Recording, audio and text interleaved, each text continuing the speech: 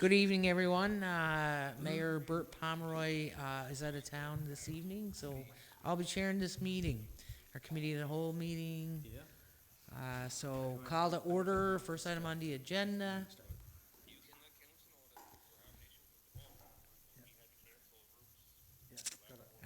Second item on the agenda is conflict of interest, and we're adding this to our agenda moving forward.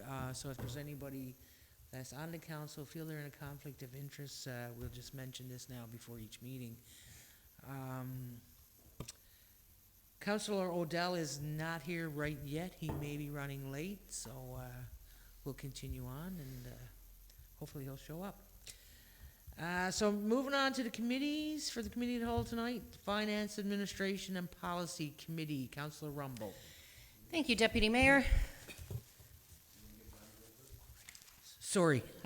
Councilor Rumble, if you don't mind. We have a manager here tonight in the gallery, Recreation Director Dominic Demers, and we'll go with Community Service and Recreation Committee first. Come on. The report is pretty straightforward. There are no recommendations or motions for this week coming up. There's nothing special, there's nothing outstanding in the council in the report. I know that he did attend a meeting in Ottawa, and I just wanted to give you a chance to provide council what that meeting was about and what came out of it. So, take it away, Mr. Mayor. Thank you, Councillor. Yes, I was in Ottawa last week, had the opportunity to go with a delegation of Recreation NL, a few practitioners from the province. We met with practitioners from across the country and also across sector.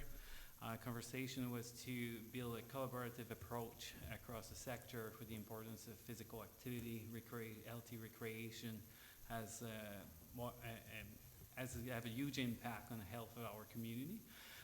There was discussion about like the challenge that we have into, for example, the facility that are aging, same challenge across the country, and advocating for more support from all party. So we have different sessions, but mainly one of the day we had the opportunity to meet with a different MP. So I'd like to thank MP Philip Earls to accept our meeting and listening to our concern, and help us to move the recreation forward and into the province. Yeah. Good. All right, sorry, that was the first meeting of that. Well, there was a meeting earlier this year in in Saskatoon that I couldn't attend for conflict of schedule, and there's limited representation of the province. So that was a continue. So they was like they presented the result of their study, and then we discussed a different strategy to make the collaborative approach and which partner should be there. All of the national partner was present. Example participation was there. The symposium for prescription to our prescription to use of park were there to present. So many of the Fellow Canada was there. So a lot of the actor that pushed for healthier recreation was present. So we discussed like what strategy, who else should be there, how we should approach it against the sector. Yeah, sounds like a great idea, national collaboration. Yeah, and I have to say, like, Reconel provided support to all the practitioners that was there from our province, and they did a great job. So it was fantastic to work with them. Excellent. All right, thank you. Can I ask you a couple questions before you leave? Just because we're live, Dominic, if you could just, this week is an important week for the community. If you just wanted to mention the date and times of the tree lighting and the Santa Claus parade? So we have a tree lighting scheduled to start at 5:30 here at the town hall. Tomorrow. Thursday, right? No, not tomorrow. No, tomorrow, Thursday. Thursday. I think it's Wednesday. Yeah. So Thursday, 5:30, tree lighting ceremony. And the change this year that we're trying a new initiative is that between 6 to 8, right after the tree lighting, we're going to Kinsman Park. Our staff is decorating, lit up with Christmas light, and we also invited different vendors. So a multiple vendor that will set up in the park. We'll have a few fireplace going up, and then we'll offer hot chocolate and some treat for people to come. So we're doing a community event in the park. Welcome everyone to come walk around, enjoy the lights, the vendor, and try to create a Christmas festivity a bit in the park. So So we're Good. excited about it. And we're following up on Saturday with our traditional Santa parade. Static displays at the College of the Northern Atlantic starting at 3. And then starting at 6 will be our traditional parade starting from Queen of Peace. Yeah, it's changed because of the Steve Raymond term, right? Because we did have The static display has been in the past, but it's the same place in last year. But yeah, the Steve Remis usually go ahead at the same weekend, so there's more space in the College of North Atlantic, which is be easier and safer for people that can come Do we know see how it. many floats we got so far, Dominic? I have to thank our team this week. Yesterday they did a lot of outreach, like our just online posting didn't work, so I have 2 staff making a lot of phone calls to all the business in town, so we're close to 20 now. That's good. I was pretty happy with them being proactive and calling people personally. We had a brief discussion on possibly decorating the town bus and putting it into the parade, which might be another option. Oh, nice. Yeah, Yeah. yeah. Excellent. All right, thank you, sir. You're welcome. Thanks, Dom. Thank you. All right, so back to Councilor Rumble for the Finance Administration and Policy Committee. Thank you, Deputy Mayor. So, with our committee of a whole, we just have items, obviously, for discussion and not for voting. But just to give some background on each of these items. So the first one that we have is a property and business tax exemption request. So as everybody's familiar with our policy F0009, which is our not-for-profit residential property tax, doctor's property tax, young entrepreneurs, business application, and business tax, business and property tax, non-profit organization and group exemption policy. It's a mouthful. So we have received an application from the Libra House, and they are requesting property and business tax exemptions for their property at 3 Lethbridge Street. It is worth noting a couple of things, mainly that this application does fit the criteria and actually in the 100%, so a total tax relief criteria under our new policy. It is unfortunate that they did not meet the deadline. So the deadline was September 30th. However, I feel pretty confident that when we go into voting on this, the fact that our budget has not yet been created and passed will allow us some flexibility for this year to say, you know, yes, it's a late application, but we haven't already, you know, finalized our budget. And then we can definitely stress the importance and encourage all not-for-profits that that September 30th deadline is in place so that we can have an idea of who qualifies before we go into the budget policy. And that's for 2026, right? It is for the 2026 year, but any property tax or business tax exemptions would need to be finalized the year before so we know what we're working with in our budget. So, yeah, as I stated, they provided all the documentation that was required, and they fall within the 100% tax relief criteria based on our F0009. So then, after that one, we have a second property and business tax exemption request. And the second one is from the SPCA. I'm just going to scroll up, okay. So they are requesting a property and business tax exemption and for 2026. They're also requesting a write-off for 2024 and 2025. So, again, does this follow F0009? All documents have been provided, and the net income falls within the 100% tax relief category. So I really think it's worth noting that although we had some hiccups in actually getting the not-for-profits to apply, that we have seen increasingly that the people who do apply are falling into that 100% tax relief category. So this F0009 seems to be working well. They did miss the deadline, of course, as the same as the last one. Our budget has not yet been created or passed, giving us some flexibility. It's worth noting that they applied for the exemption in 2024, but at that time, we did not have this policy finalized. And they did present to us again in 2025, inquiring as to why they were billed the taxes, and we did have to explain, and it's unfortunate we've had to explain it, you know, it's a part of the Towns and Local Service District Act that we cannot hold somebody exempt from business and property taxes. We can do this application process where we then, you know, are able to determine that somebody gets a discount, but the actual bills have to be issued for all business and property taxes based on the Towns and Local Service District Act in the province, which recently replaced the Municipalities Act of 1999. So based on that criteria, like, it's very clear that they fall into that 100% tax relief for 2026. But we will definitely have to have discussion and debate on whether we reach back to 2024 and 2025 to exempt them from, or to, I guess what they're requesting is a write-off of arrears taxes owing. If we do choose to exempt the arrears, we're looking at roughly $6,300.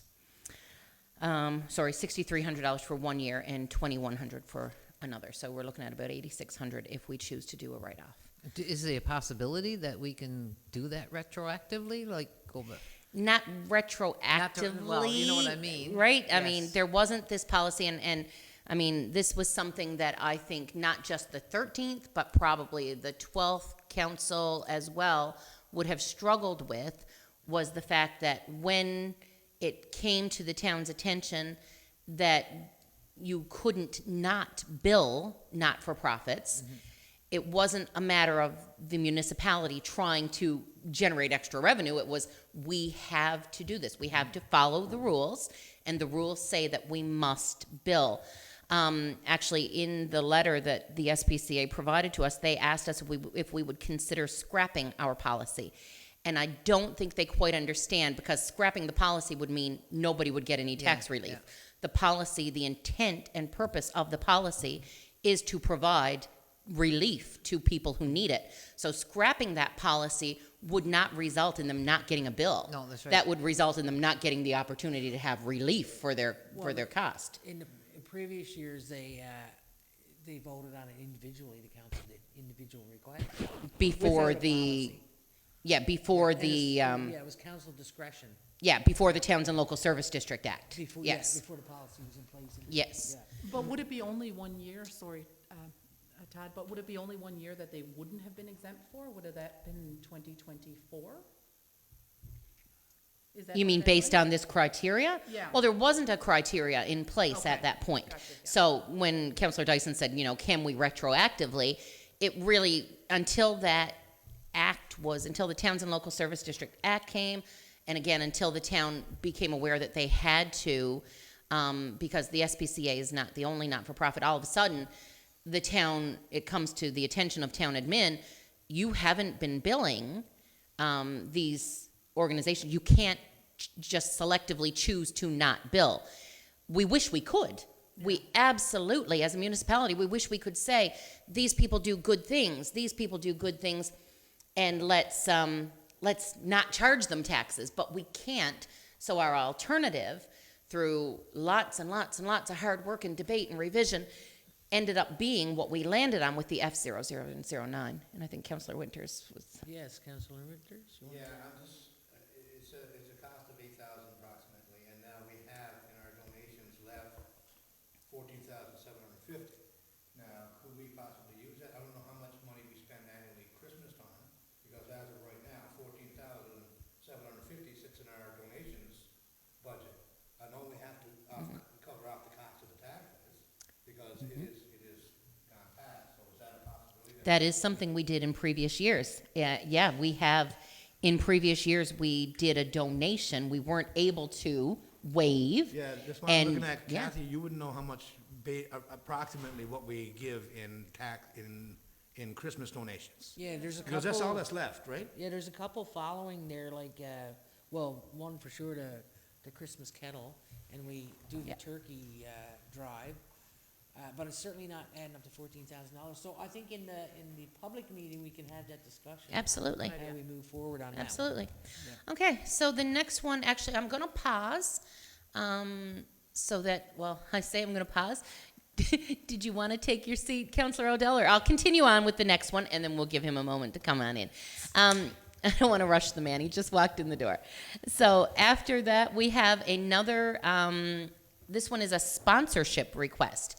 So the town has been approached by Cane's Quest regarding a monetary or in-kind sponsorship in addition to a promotional sign within the town limits.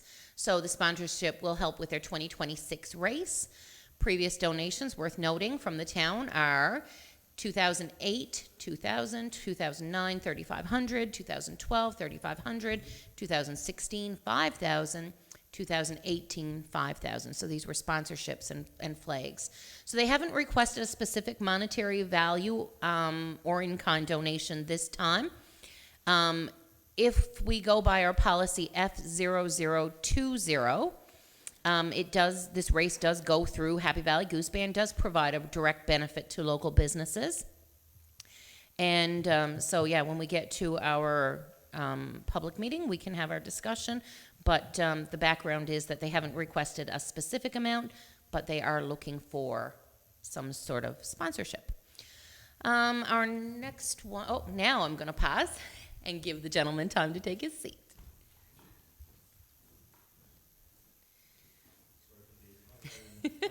Welcome, Councillor Odell. Okay, following that one, we have a donation request from the Girl Guides, Lake Melville District. And they are seeking a donation of either goods, gift cards, or monetary donations to put towards their fundraising. They're fundraising for travel costs for Girl Guides of Happy Valley-Goose Bay to travel to Japan. As far as F0020 goes, the charity is based in Happy Valley-Goose Bay. It benefits the Girl Guides of Happy Valley-Goose Bay, which supports our youth, but the question that we have to examine is, does this request align more with the youth travel policy that was previously rescinded? So, again, worth discussing in our public meeting, but the background on it is that we have to kind of consider the youth travel policy was rescinded. We don't have one in place. And if we do consider this, could we possibly, be opening the door for more youth travel requests? So, again, it does align with the benefit to youth in our community. It's just the specifics of it that we'll have to debate in the public meeting. Our next one is a donation request for the Christmas kettle on behalf of the Salvation Army. So all the money that they raise provides Christmas and rent assistance, soup kitchens, lunches, food vouchers. There's so many things for the families of Happy Valley-Goose Bay. Our previous year's donations, I'm not going to go back all the way, that's in your briefing note, but 2021, 2,500, 2022, 2,500, 2023, and 2024, 2,500. Actually, I said that, I'm not going to go back, but going back as far as 2017, it has been a $2,500 donation. So the charity is based within the town of Happy Valley-Goose Bay. It does benefit all the residents of our community specifically. And as Councillor Winters pointed out, we do have $14,750 in our donation budget with which we can examine when we get to our public meeting for these donation requests as well as the write-off requests. And is there another one for me? No, that is it for me under Finance, Administration, and Policy.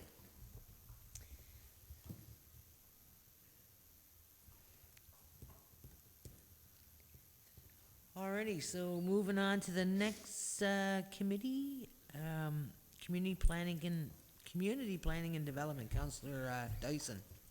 Thank you, Deputy Mayor. There's not a lot with community development and planning. There is a discretionary use application for a home-based business, the Beauty Room. That's in Spruce Park. And as noted, it is zoned residential varied density. And the applicant lives at the location, is operating out of there. Discretionary land use was placed on our website for comments from November 19th to the 26th for the full 7 days as required under the town development regulations.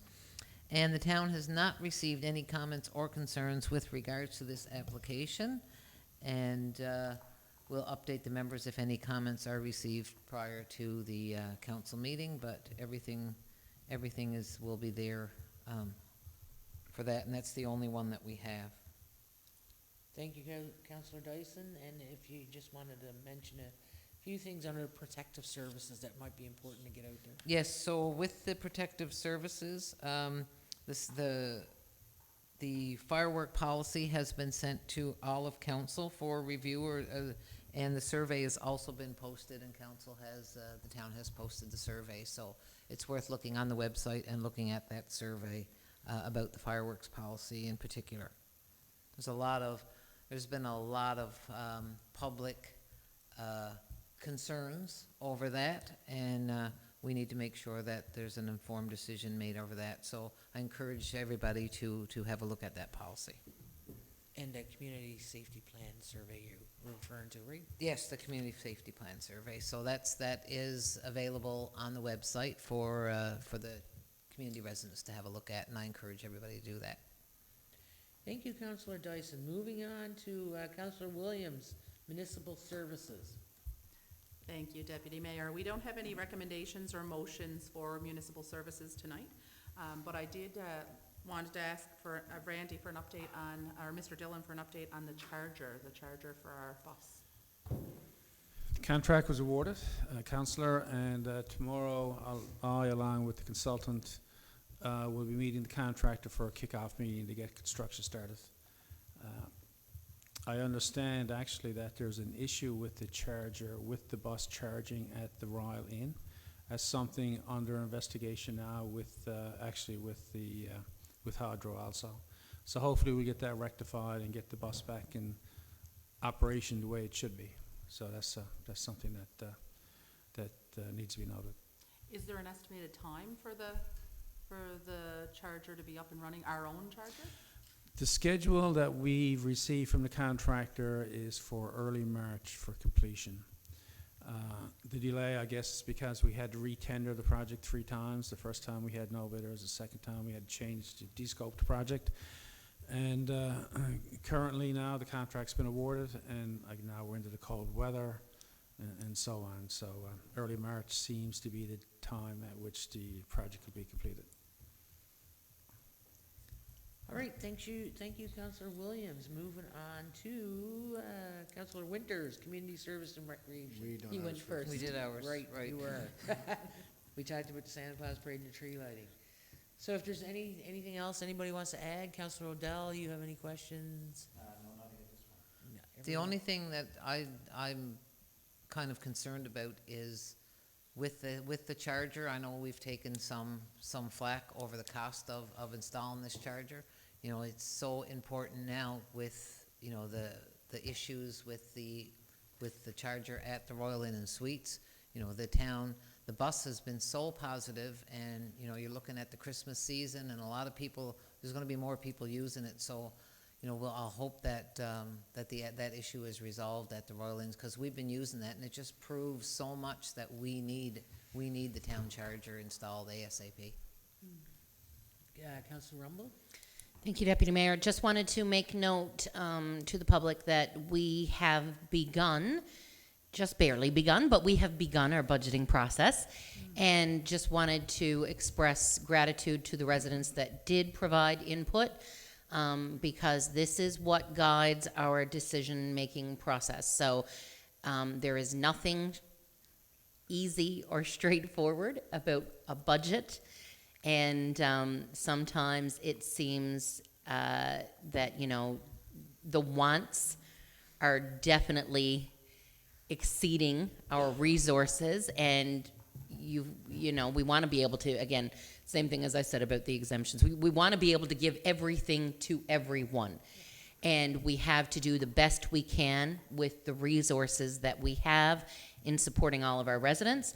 So the people who took the time to provide that feedback, we've received it, we hear it, we appreciate it, and we're all just doing our best to make sure that we can come out with, a balanced and a good budget that benefits the residents of our town.